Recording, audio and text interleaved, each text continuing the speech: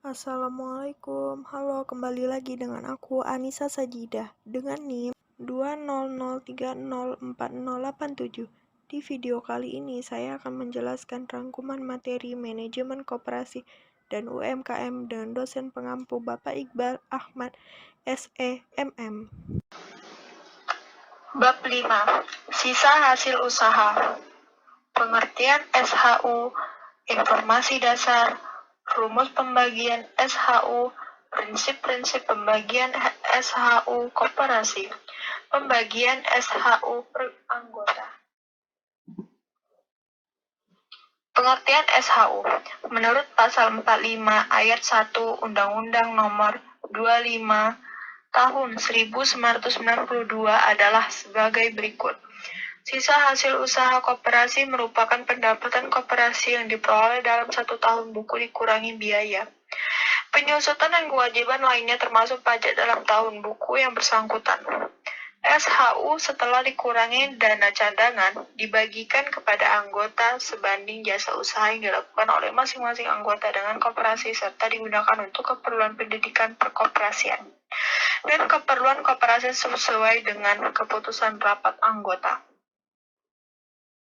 Besarnya pemumpukan modal dana, cadangan ditetapkan dalam rapat anggota.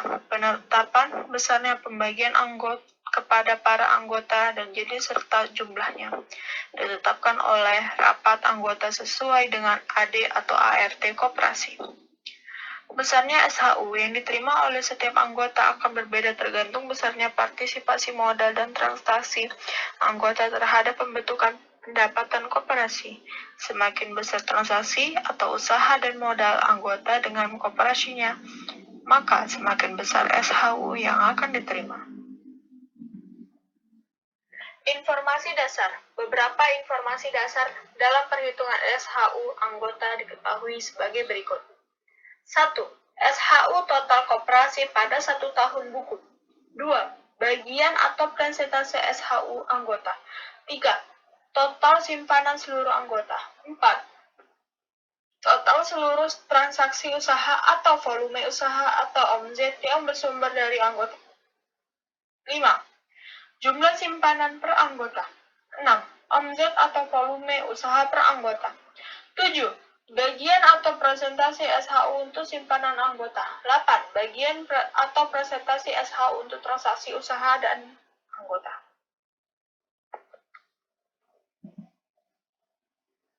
Istilah-istilah informasi dasar. SHU total adalah SHU yang terdapat pada neraca atau laporan laba rugi koperasi setelah pajak profit after tax. Transaksi anggota adalah kegiatan ekonomi atau jual beli barang atau jasa antara anggota terhadap koperasinya. Partisipasi modal adalah kontribusi anggota dalam memberi modal koperasinya, yaitu bentuk simpanan pokok, simpanan wajib, simpanan usaha, dan simpanan lainnya. Omzet atau volume usaha adalah total nilai penjualan atau penerimaan dari barang dan atau jasa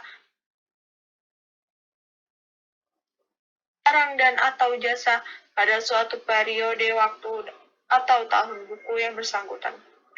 Bagian presentasi SHU untuk simpanan anggota adalah SHU yang diambil dari SHU bagian anggota yang ditunjukkan untuk jasa modal anggota. Bagian presentasi SHU untuk transaksi usaha anggota adalah SHU yang diambil dari SHU bagian anggota yang ditujukan untuk jasa transaksi anggota.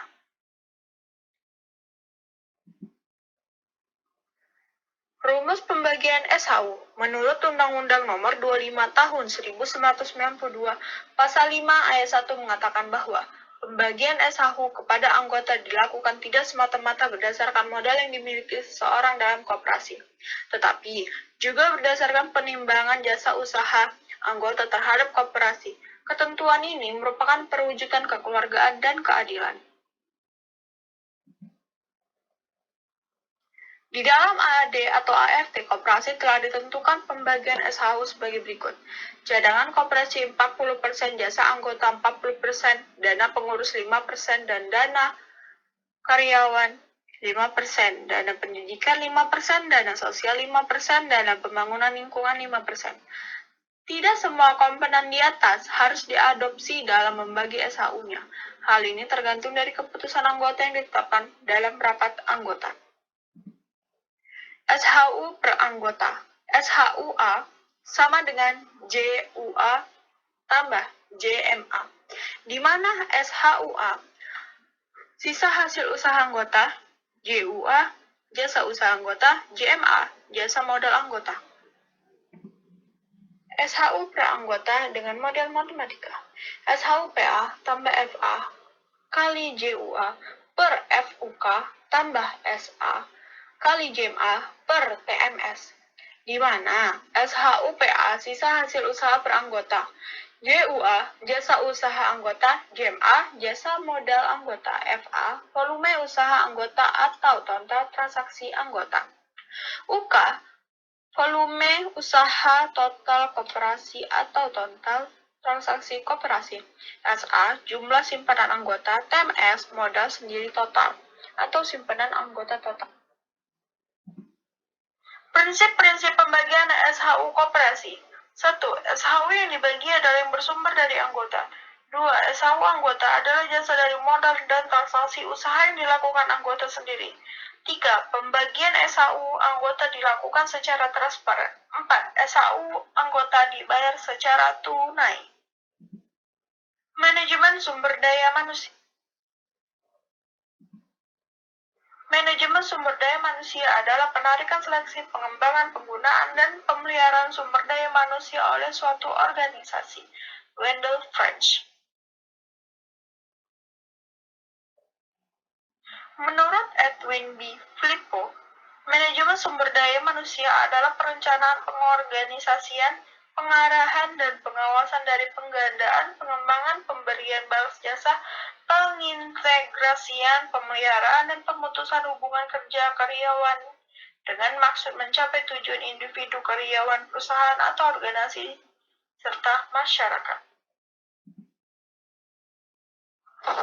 Anggota koperasi. Anggota koperasi minimum harus 20 orang. Latar belakang anggota biasanya tidak sama, baik pendidikan, sosial, ekonomi, kepercayaan, atau agama, maupun tanggungan keluarga. Jika anggota koperasi lebih dari 20 orang, maka koperasi tersebut semakin besar sehingga sulit untuk mengorganisasikan dan mengorganisasi anggota yang makin banyak itu, karena semakin beraneka ragamnya tingkat kepentingan motivasi masing-masing anggota.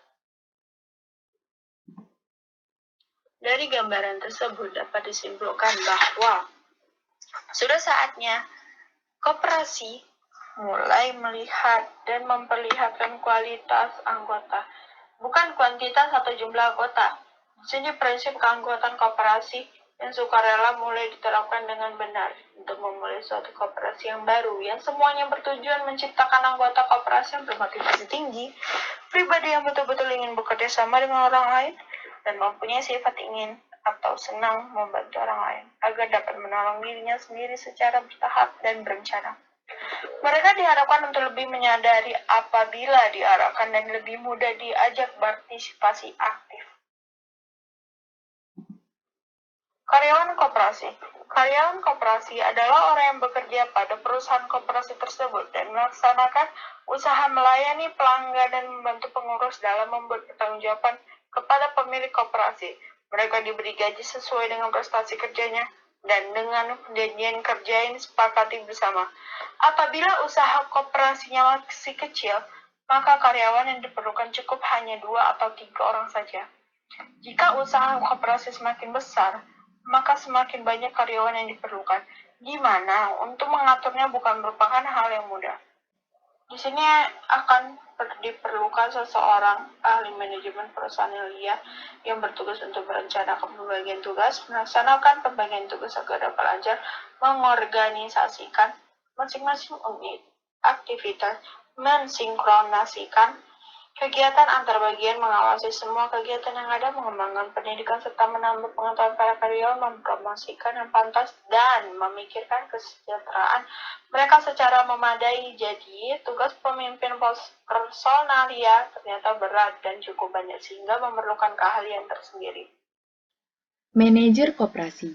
Manajer adalah orang yang memegang jabatan tinggi dari semua karyawan koperasi di mana dia bekerja sesuai dengan perjanjian yang telah disepakati dengan pengurus.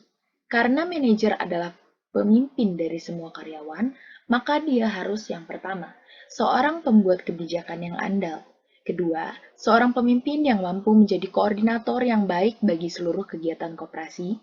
Ketiga, seorang pengawas yang bijaksana dalam mengawasi semua kegiatan usaha koperasi. Keempat, walaupun ada kepala bagian keuangan, namun manajer juga harus mempertanggungjawabkan keuangan koperasi kepada pengurus. Yang kelima, figur yang jujur dalam mengatur serta menggunakan dana yang ada secara efisien dan produktif. Menurut Suparmi Su, dalam bukunya Manajemen Koperasi, ada beberapa bidang yang perlu ditangani oleh manajer sebagai pengelola usaha koperasi, yaitu bidang personalia, bidang pengelola usaha, administrasi, perencanaan, serta pengawasan. Bidang personalia mengusulkan pengangkatan pegawai dan pencatatan pegawai yang melanggar tata tertib, membimbing, memotivasi, dan mengawasi karyawan, mengusulkan peningkatan pendidikan dan keterampilan pegawai, misalnya dikirim untuk mengikuti pelatihan-pelatihan, mengusulkan promosi pegawai yang berprestasi termasuk peningkatan kesejahteraannya. Pemimpin yang baik adalah orang yang tahu banyak tentang bawahan yang dipimpinnya, karena manajer adalah pemimpin dari seluruh kepala unit. Bidang pengelola usaha. Karena usaha adalah tanggung jawab manajer, maka dia secara intensif harus mencari informasi pasar, merealisasi peluang pasar yang ada, dan bertanggung jawab penuh terhadap omset penjualan. Dalam menangani masalah strategi teknologi produksi, ia juga harus mengusulkan agar mencapai economic of scale atau penurunan biaya dan mencapai efisiensi kerja. Selain itu, permodalan koperasi yang murah dan mudah harus diusahakan oleh koperasi, terutama modal kerja operasional yang menjadi tanggung jawabnya.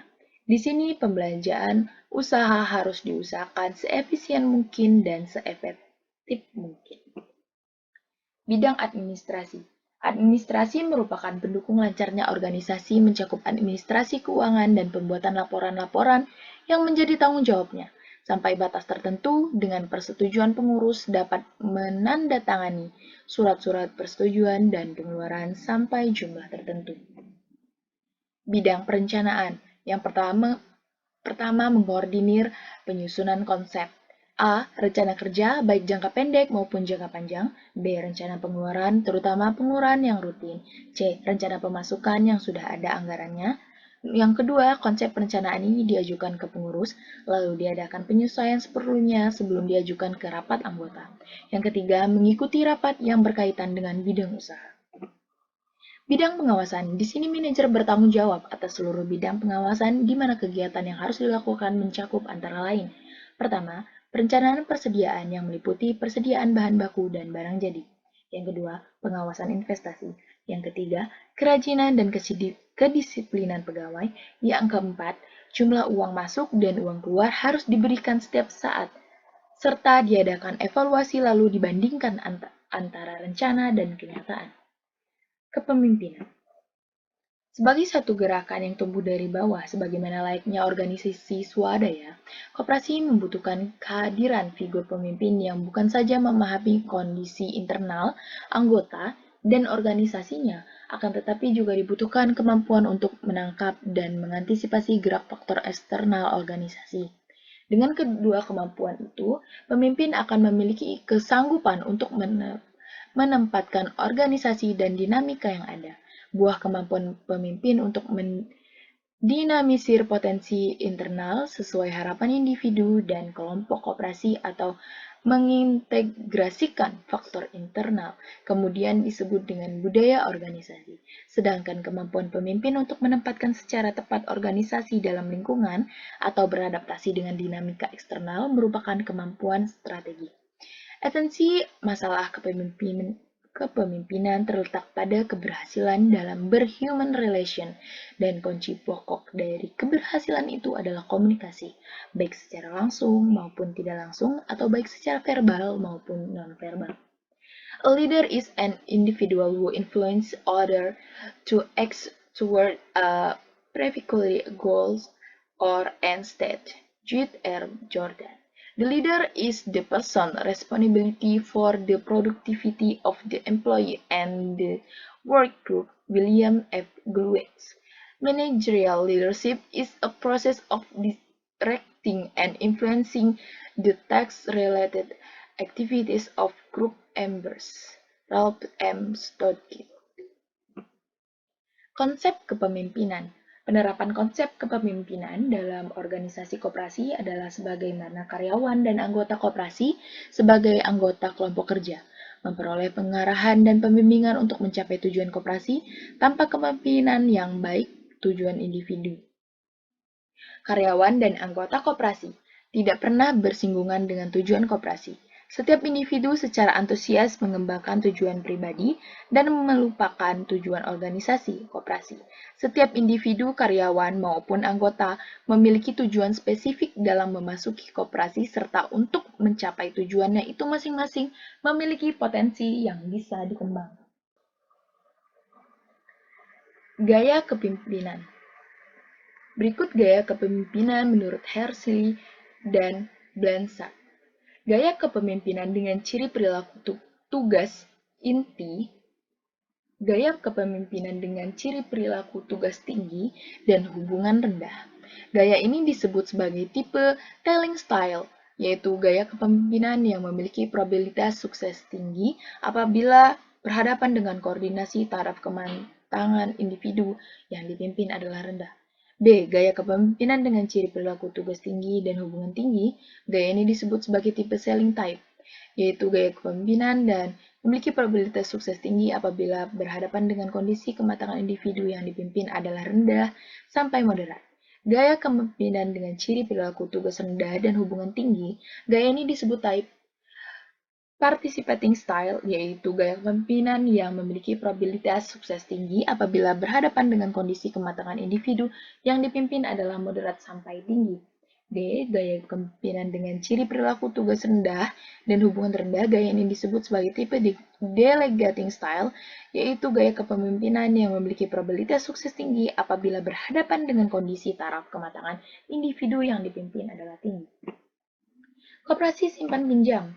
Manajemen usaha simpan pinjam. Kegiatan usaha simpan pinjam dari KSP atau USP meliputi kegiatan penarikan atau penghimpunan dana dan penyaluran kembali dana tersebut dalam bentuk pinjaman. Secara garis besar, kegiatan tersebut dapat dibedakan menjadi A. Pada satu sisi, dana simpanan yang terkumpul harus disalurkan dalam bentuk pinjaman kepada anggota yang membutuhkan. Berarti terjadi arus dana keluar dan akan kembali diterima secara bertahap pada masa yang akan datang.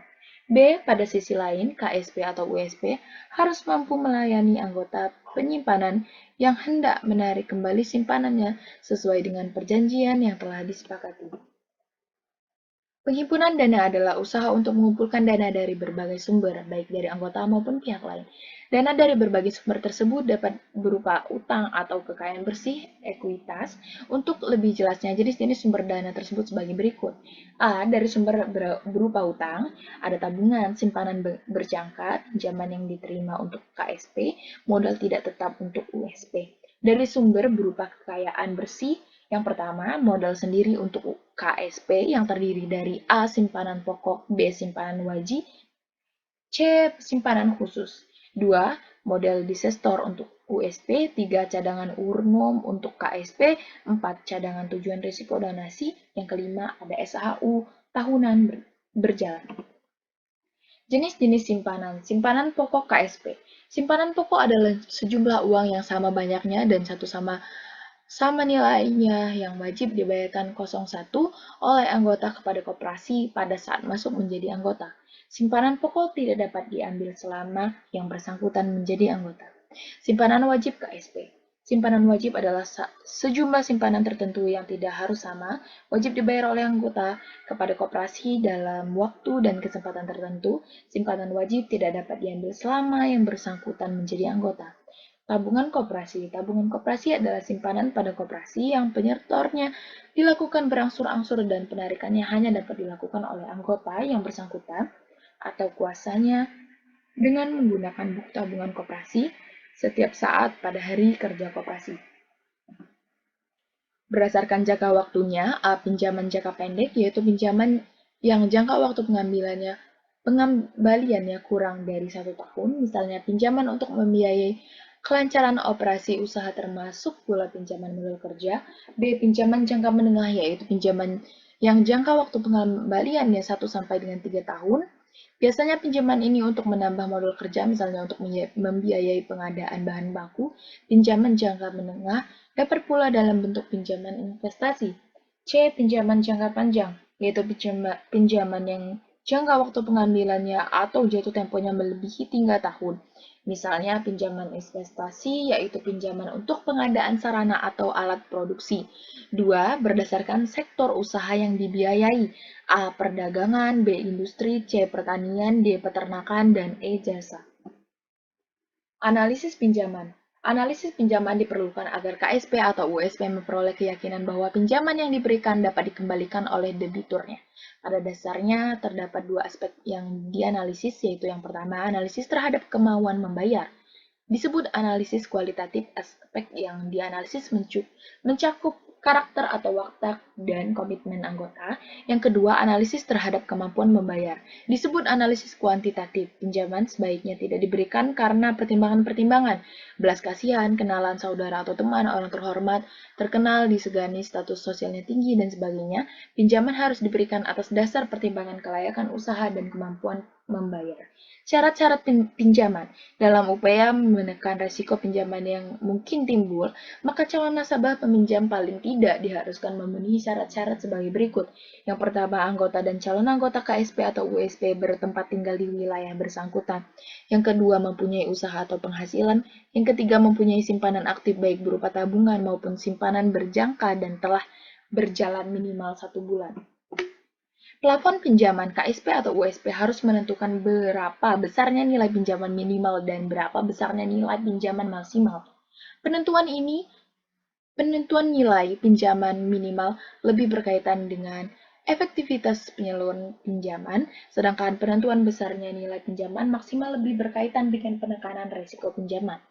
Jaminan. Tidak seperti bank, jaminan pinjaman pada KSP atau USP bukan merupakan hal yang sangat utama, apalagi pada KSP atau USP fungsional. Namun demikian, apabila hal tersebut diterapkan seyogianya, tidak mengabaikan tujuan koperasi, yaitu meningkatkan kesejahteraan anggota. Apabila KSP atau USP akan menerapkan jaminan sebagai suatu keharusan, jaminan pada umumnya merupakan kekayaan berharga milik nasabah seperti barang-barang elektronik, surat bukti kepemilikan kendaraan, tanah, dan sebagainya. Sektor usaha bisnis UMKM, 7 sektor profil bisnis UMKM. Sektor perdagangan, sektor industri pengolahan, sektor pertanian, sektor perkebunan, sektor peternakan, sektor perikanan, dan sektor jasa. Gambaran umum bisnis sektor perdagangan. Perdagangan adalah kegiatan penjualan kembali tanpa perubahan teknis, barang baru maupun bekas. Perdagangan merupakan urat nadi perekonomian seluruh bangsa. Negara yang berhasil menguasai perdagangan saat ini merupakan negara-negara yang memiliki perekonomian kuat. Contohnya adalah negara Singapura. Rangkaian aktivitas bisnis perdagangan dapat dikatakan cukup sederhana, hanya terdiri dari pembelian, penyimpanan, dan penjualan, yang secara skematis dapat digambarkan sebagaimana diagram di bawah ini. Pembelian, penyimpanan, penjualan dapat ke tunai, kas, dan juga kredit atau piutang. Perdagangan secara umum terbagi menjadi 2, yaitu perdagangan umum dan bisnis penyalur atau distributor. Perdagangan umum, sesuai barang yang diperdagangkan, jenis kegiatan usaha perdagangan umum antara lain meliputi perdagangan 9 bahan pokok, perdagangan kelontong perancangan, perdagangan bahan bangunan, perdagangan peralatan elektronik atau listrik, perdagangan hasil bumi, dan lain-lain. Bisnis penyalur atau distributor. Jenis kegiatan usaha bisnis penyalur atau distributor adalah melakukan penjualan secara tunai atau kredit suatu produk tertentu secara grosir dalam jumlah besar. Biasanya satu perusahaan distributor menangani satu atau lebih produk dari beberapa pabrik pemegang merek dengan wilayah kerja distribusi yang telah ditentukan. Misalnya distributor sepeda motor merek Yamaha untuk wilayah Jabodetabek atau distributor produk keluaran Unilever untuk daerah Indonesia bagian timur. Gambaran umum bisnis sektor industri pengolahan. Industri pengolahan adalah kegiatan ekonomi yang mengolah bahan mentah, bahan baku, dan bahan setengah jadi dan atau barang jadi menjadi barang nilai yang lebih tinggi untuk penggunaannya, termasuk kegiatan rancang bangun dan perekayasaan industri. Industri pengolahan adalah salah satu kegiatan ekonomi yang melakukan kegiatan mengubah suatu barang dasar secara mekanis, kimia, atau dengan tangan sehingga menjadi barang jadi, dan atau barang yang kurang nilainya menjadi barang yang lebih tinggi nilainya, dan sifatnya menjadi lebih dekat kepada pemakai akhir, termasuk jasa industri dan pekerjaan perakitan assembly. Berdasarkan jumlah tenaga kerja, industri pengolahan biasanya dikelompokkan menjadi industri besar, jumlah tenaga kerja 100 orang atau lebih, industri sedang atau menengah, jumlah tenaga kerja 20-99 orang, industri kecil, jumlah tenaga kerja 5-19 orang, dan industri mikro atau rumah tangga, jumlah tenaga kerja 1-4 orang. Rantai nilai bisnis industri pengolahan. Input supply, produksi 1, produksi 2, perdagangan, dan konsumsi. Di input supply ada bahan baku, ada bahan pendukung, ada bahan packing. Produksi 1, rangka atau setengah jadi. Produksi 2, produksi barang jadi, finishing, pengemesan atau merek. Perdagangan ada penjualan atau distribusi produk. Konsumsi ada industri, ada konsumen. Rantai nilai bisnis sektor industri pengolahan dimulai dari adanya input supply yang diproses menjadi produksi bahan baku setengah jadi lalu finishing, serta diperdagangkan dalam distribusi hasil yang pada akhirnya untuk distribusi industri konsumsi. Input supply berupa bahan baku, bahan pendukung, dan bahan packing yang diperoleh dari pemasok, supplier, baik diperoleh langsung dari pemasok maupun melalui saluran distribusi. Kemudian masuk ke proses produksi, mulai dari produksi setengah jadi, barang jadi, dan pengemasan. Setelah itu mulai dipasarkan baik secara langsung maupun melalui saluran pemasaran kepada pembeli. Gambaran umum bisnis sektor pertanian. Sektor pertanian secara luas meliputi berbagai macam subsektor, antara lain tanaman pangan, hortikultura, sayuran, buah-buahan, tanaman hias, tanaman perkebunan, perikanan, dan peternakan. Adapun pembahasan pada subbab ini hanya meliputi subsektor tanaman pangan dan hortikultura. Sementara perkebunan, perikanan, dan peternakan akan dibahas pada subbab yang terpisah. Pertanian adalah kegiatan pemanfaatan sumber daya hayati yang dilakukan oleh manusia untuk menghasilkan bahan pangan, bahan baku industri atau sumber energi, serta untuk mengelola lingkungan hidupnya. Usaha tani adalah bagian inti dari pertanian yang menyangkut sekumpulan kegiatan yang dilakukan dalam budidaya pertanian. Perbedaan utama antara tanaman pangan dan hortikultura dalam bidang pertanian dengan subsektor lainnya adalah tanaman pangan dan hortikultura terkait dengan pembudidayaan tanaman pangan, sementara subsektor lainnya seperti perikanan yang terkait pembudidayaan perikanan dan peternakan terkait pembudidayaan hewan ternak. 4. Gambaran umum bisnis sektor perkebunan. Perkebunan adalah segala kegiatan yang mengusahakan tanaman tertentu pada tanah dan atau media tumbuh lainnya dalam ekosistem yang sesuai mengolah dan memasarkan barang dan jasa hasil tanaman tersebut dengan bantuan ilmu pengetahuan dan teknologi permodalan serta manajemen untuk mewujudkan kesejahteraan bagi pelaku usaha perkebunan dan masyarakat. Dari aspek komoditas, perkebunan terdiri dari 127 jenis tanaman berupa tanaman tahunan dan tanaman musiman dengan areal sebaran mulai dataran rendah sampai dataran tinggi. Beberapa di antaranya yang menjadi andalan nasional seperti perkebunan sawit, karet, kakao, jarak, pagar, tebu, kapas, kopi, cengkeh, jambu mete, lada, dan juga teh. Gambaran umum bisnis sektor peternakan. Bisnis peternakan merupakan bisnis yang prospektif di Indonesia. Indonesia dengan penduduk lebih dari 240 juta jiwa dan merupakan negara dengan penduduk terbesar kelima di dunia, merupakan salah satu negara konsumen daging terbesar di dunia. Tujuan dari bisnis peternakan adalah mencari keuntungan dengan penerapan prinsip-prinsip manajemen pada faktor-faktor produksi yang telah dikombinasikan secara opsional. Kegiatan di bidang peternakan berdasarkan produk yang dihasilkan dibagi menjadi dua kategori, yaitu produk peternakan besar utama antara lain terdiri dari sapi, kerbau, sapi perah, dan produk peternakan kecil utama yang antara lain terdiri dari domba, kambing, babi, kelinci, ayam, itik, lebah madu, dan lain-lain. Peternakan adalah kegiatan mengembangbiakan dan atau membudidayakan hewan ternak untuk mendapatkan manfaat dan hasil dari kegiatan tersebut. Bisnis peternakan dapat berupa pembibitan dan pengemukan atau pengembangbiakan hewan ternak. 6. Gambaran umum bisnis sektor perikanan. Bisnis perikanan adalah semua usaha perorangan atau badan hukum untuk menangkap atau membudidayakan, usaha penetasan, pembibitan, pembesaran ikan, termasuk kegiatan menyimpan, mendinginkan, pengeringan, atau mengawetan ikan dengan tujuan untuk menciptakan nilai tambah ekonomi bagi pelaku usaha, komersial, atau bisnis. Gambaran umum bisnis jasa. Usaha jasa merupakan alternatif bagi wirausaha pemula startup yang ingin terjun ke dunia wirausaha. Karena dalam usaha bidang jasa pelaku usaha tidak direpotkan menyediakan berbagai macam peralatan atau dituntut untuk memiliki tempat usaha yang strategis dan modal keuangan yang memadai. Cukup memiliki keterampilan atau keahlian yang sedang dibutuhkan konsumen. Bagi yang memiliki keahlian di bidang IT, kita bisa menjalankan usaha jasa pembuatan website perusahaan, website marketing, dan atau jasa CEO yang sekarang sedang menjadi tren dan booming, termasuk jasa pembuatan aplikasi. Selain itu, bagi yang ahli di bidang desain, bisa membuka jasa desain pernak-pernik perusahaan seperti kaos, topi, atau sinar mata lainnya. Pengertian UMKM dan peran UMKM terhadap perekonomian Indonesia. Pengertian UMKM merupakan usaha kecil yang membantu perekonomian Indonesia. Dikatakan membantu perekonomian Indonesia disebabkan karena dengan melalui UMKM akan membentuk lapangan kerja baru serta juga meningkatkan devisa negara dengan melalui pajak badan usaha Rujito. Merupakan suatu aktivitas atau kegiatan ekonomi yang menjadi penggerak pembangunan Indonesia, ialah seperti industri manufaktur, agribisnis, agraris, dan juga sumber daya manusia. Dalam arti ini mengindikasikan bahwa UMKM ini mengandung arti pemulihan perekonomian Indonesia dengan melalui pengembangan sektor perdagangan untuk program pemberdayaan masyarakat yang membutuhkan pekerjaan. Ina Primiana. Ciri-ciri UMKM yang pertama, tempat usaha bisa berpindah-pindah tidak tetap berada di satu tempat. Jenis barang yang dijual bisa berubah sewaktu-waktu. Belum ada SOP ketat yang mengatur hal ini. Administrasi keuangan sederhana, terkadang keuangan pribadi dan keuangan perusahaan masih disatukan. Kebanyakan belum memiliki legalitas usaha.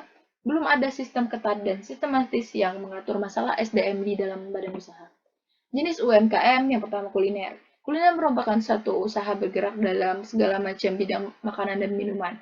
Kuliner tersebut dapat dijadikan sebagai UMKM jika usaha penjualan makanan itu masih dalam lingkup UMKM yang mengutamakan penjualan dalam jumlah mikro kecil. Fashion dan kosmetik. Fashion merupakan satu usaha di bidang pakaian di mana salah satu dari kebutuhan pokok manusia ialah pakaian. Usaha fashion ini merupakan usaha yang menjanjikan disebabkan karena tiap-tiap orang membutuhkan pakaian. Agribisnis. Agribisnis merupakan suatu usaha yang bergerak di bidang pertanian. UMKM yang menjalankan mengenai agribisnis ini umumnya menjual produk pupuk, bibit tanaman, pestisida, serta lain-lain. UMKM agribisnis tersebut juga biasanya terdapat di pedesaan yang mempunyai lahan pertanian dalam jumlah cukup banyak dan juga luas. Perbedaan usaha mikro, kecil, dan menengah. Dalam perekonomian Indonesia, usaha mikro, kecil, dan menengah terbukti tahan terhadap berbagai macam goncang krisis ekonomi. Kriteria usaha pun sudah diatur dalam payung hukum berdasarkan undang-undang antara lain. Usaha mikro merupakan suatu badan usaha dikatakan ialah sebagai masuk kriteria usaha mikro jika mempunyai kekayaan bersih di bawah 50 juta per bulan. Dalam hal tersebut, bangunan dan juga di tempat usaha tidak masuk hitungan. Jenis usaha mikro diantaranya itu warung nasi, tukang cukur, tambal ban, peternak lele, warung kelontong, peternak ayam, dan sebagainya. Ciri-ciri usaha mikro. Jenis barang yang dijual itu tidak selalu tetap atau sama, artinya dapat berubah kapanpun. Tepat usahanya juga tidak menetap, artinya dapat berpindah tempat sewaktu-waktu, belum pernah melakukan dalam hal administrasi keuangan, serta juga menggabungkan kekayaan keluarga dengan keuangan usaha, tetap dapat berkembang meski negara mengalami krisis ekonomi, tidak sensitif terhadap suku bunga. Pemilik usaha mikro ini biasanya jujur serta ulat dan juga mau untuk dibimbing apabila menerima pendekatan yang tepat.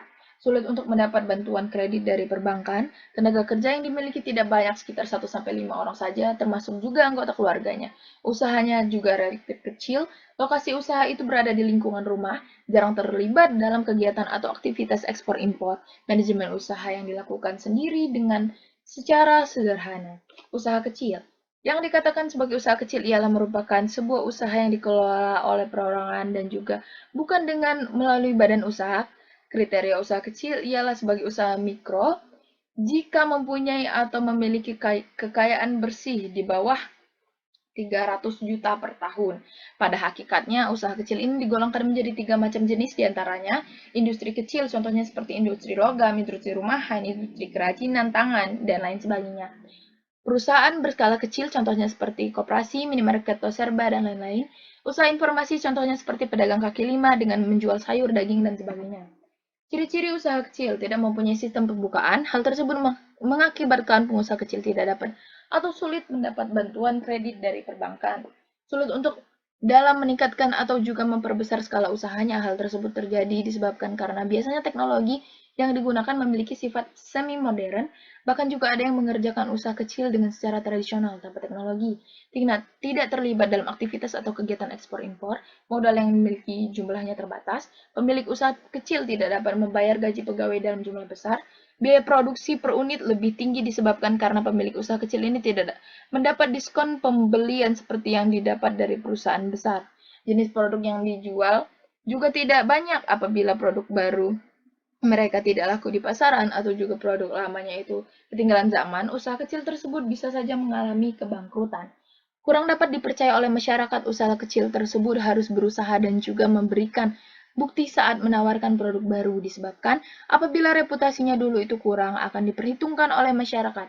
Masyarakat akan cenderung menerima serta juga menyukai produk dari perusahaan besar dikarenakan sudah memiliki namanya, sudah dikenal banyak orang. Dikatakan sebagai usaha menengah jika keuntungan bersih badan usaha itu tidak lebih dari 500 juta per bulan. Perhitungan itu tidak termasuk kekayaan tanah serta juga bangunan. 1. Usaha perkebunan, pertanian, pertanian, kehutanan skala menengah. Usaha perdagangan skala besar yang melibatkan aktivitas atau kegiatan ekspor-impor. Usaha ekspedisi muatan kapal laut, garmen, serta juga jasa transportasi seperti bus dengan jalur antar provinsi. Usaha industri makanan, minuman elektronik, serta juga logam, usaha pertambangan. Ciri-ciri usaha menengah memiliki manajemen usaha yang lebih baik dan lebih modern, adanya pembagian tugas yang jelas antara bagian produksi, bagian pemasaran, bagian keuangan, dan sebagainya. Pernah melakukan administrasi keuangan dengan cara menerapkan sistem akuntansi secara teratur, hal ini akan mempermudah pihak tertentu dalam melakukan pemeriksaan dan juga penelitian. Memberikan jaminan sosial kepada para pekerja seperti jam sostek, jaminan kesehatan, dan sebagainya. Telah mengurus segala persyaratan legalitas seperti izin tetangga, izin usaha, NPWP, izin tempat, dan lain sebagainya. Yang pertama, livelihood activities, lapangan kerja baru. Dalam menjalankan UMKM ini tentunya akan menghasilkan suatu lapangan pekerjaan yang baru. Lapangan pekerjaan baru itu memiliki manfaat yakni untuk mengurangi dampak pengangguran dan juga menambah penghasilan masyarakat yang belum mempunyai penghasilan atau pendapatan. Yang kedua ada micro enterprise, sifat kewirausahaan. UMKM ini dapat menimbulkan sifat kewirausahaan. Sifat kewirausahaan tersebut penting supaya masyarakat tidak selamanya terpengaruh pada statement menjadi pegawai atau juga karyawan sepanjang hidupnya. Small dynamic enterprise, jiwa entrepreneurship. Setelah memiliki sifat kewirausahaan, langkah seterusnya itu diharapkan mampu memiliki jiwa entrepreneurship. Jiwa entrepreneurship ini perlu dimiliki seorang jika ia ingin meraih suatu kesuksesan. Fast moving enterprise, motivasi menjadi usaha besar. Pelaku UMKM yang sudah membuka lapangan kerja baru itu memiliki sifat kewirausahaan, membangun jiwa entrepreneurship, kemudian akan terbentuk dengan sendirinya untuk bisa memiliki sebuah usaha besar untuk membangun perekonomian Indonesia. Peran UMKM terhadap perekonomian Indonesia. Sarana mengentaskan masyarakat dari jurang kemiskinan. Peran UMKM penting yang utama adalah sebagai sarana mengentaskan masyarakat kecil dari jurang kemiskinan. Dengan bukti tingginya angka penyerapan tenaga kerja adalah UMKM. Data milik Kementerian Koperasi dan UMKM tahun 2011 menyebutkan bahwa lebih dari 55,2 juta unit UMKM mampu menyerap sekitar 101,7 juta orang. Angka tersebut meningkat menjadi sekitar 57,8 juta unit UMKM dengan jumlah tenaga kerja mencapai 114 juta orang. sarana untuk meratakan tingkat perekonomian rakyat kecil. Berbeda dengan perusahaan besar, UMKM memiliki lokasi di berbagai tempat termasuk di daerah yang jauh dari jangkauan perkembangan zaman sekalipun. Keberadaan UMKM di 34 provinsi yang ada di Indonesia tersebut memperkecil jurang ekonomi antara yang miskin dengan kaya. Selain itu, masyarakat kecil tidak perlu berbondong-bondong pergi ke kota untuk memperoleh penghidupan yang layak. Memberikan pemasukan devisa bagi negara. Saat ini UMKM Indonesia memang sudah sangat maju. Pasarnya tidak hanya skala nasional tetapi internasional.